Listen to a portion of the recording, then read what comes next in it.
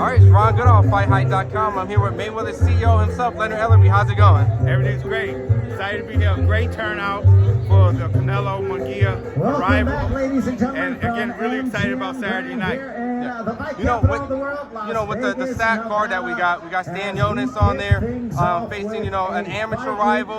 Mario Barrios is back, like Brandon Figueroa. I mean, I know you've been to a lot of big brand rivals, but with Canelo Munguia, how would you rate this one compared to other ones? Oh, it's definitely right up there, because one thing you can expect anytime you come to a Canelo fight for it to be tremendous amount of support. And as you see out here, we have a packed lobby. And again, I'm just really excited about Saturday night. And you can expect all the Mexican fans to come out in droves on Saturday night, because again, you got Mexico versus Mexico, and again, for the undisputed super middleweight championship of the world, and it's going to be a terrific fight. I know that you've had your predictions and expected a great fight, exciting, but at the same time, Canelo's going to get the job done. Without a doubt, I fully expect this fight definitely will not go the distance, with Canelo knocking him out probably within 6 to 8 rounds. With a card like, with each card that you guys are doing, I'm assuming the expectation for each one grows, and I know the next one with Tank versus Frank is going to be pretty big as well. Yeah, all of these fights are monster fights.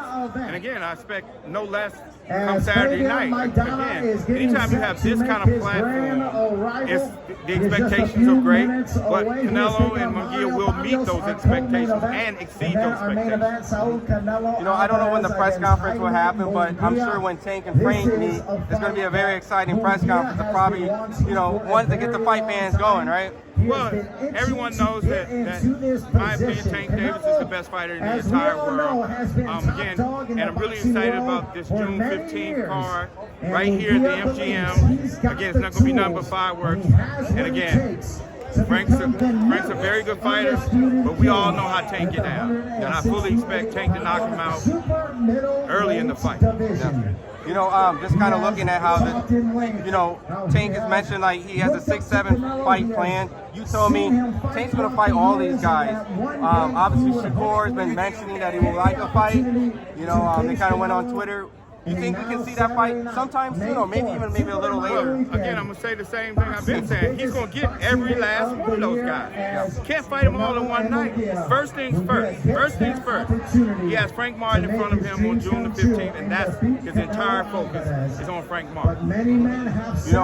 Obviously there's a fight fan over there. Same thing, Canelo's going to have to get past Munguia. But did you see the David Benavidez fan who's holding the big sign? Oh, no, I didn't see that. Yeah. He pretty much just holding the sign kind of in response of Canelo saying, you want the $150, $200 million. He's at every Canelo fight, kind of like egging him on for the David Benavidez fight.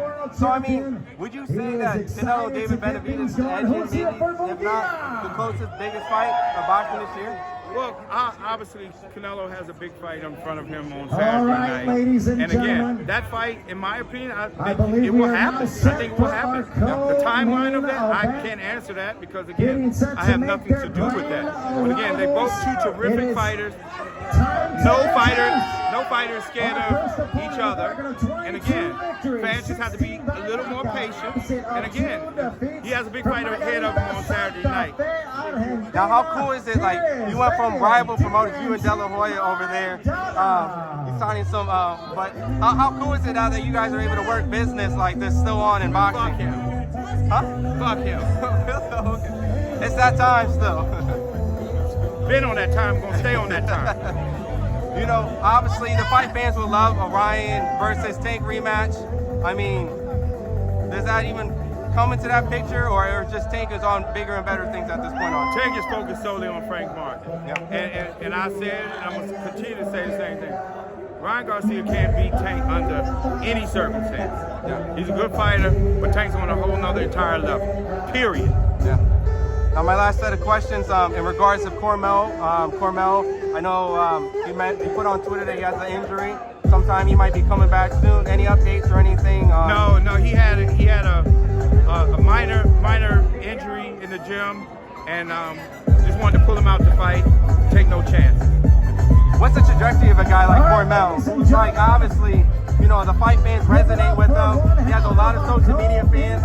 I mean, by him just saying, hey, I won't be fighting on this particular card, created a lot of attention alone as an undercard. card. So yeah, he's a good young fighter, and again, he's starting out early in his career, and he's building a following slowly but surely, and he'll eventually get to the point of where, again, he becomes a big star in the sport. But just have to, again, he's on the fast track. Again, he was supposed to be on this card, but he'll be back in the near future. And then my last question is, you know, Floyd mentioned a Devin Haney versus Rolly fight would be great. You know, how do you like that? You know? I said what I said. I had never even thought about it, but again, Devin's he's a good fighter coming off of a big loss against Ryan Garcia. Rolly's in good spirits, and whatever Rolly wants to do, I'm all for it. Well, also, look, I'm looking forward to this card. I always appreciate the time. It's always better. No problem.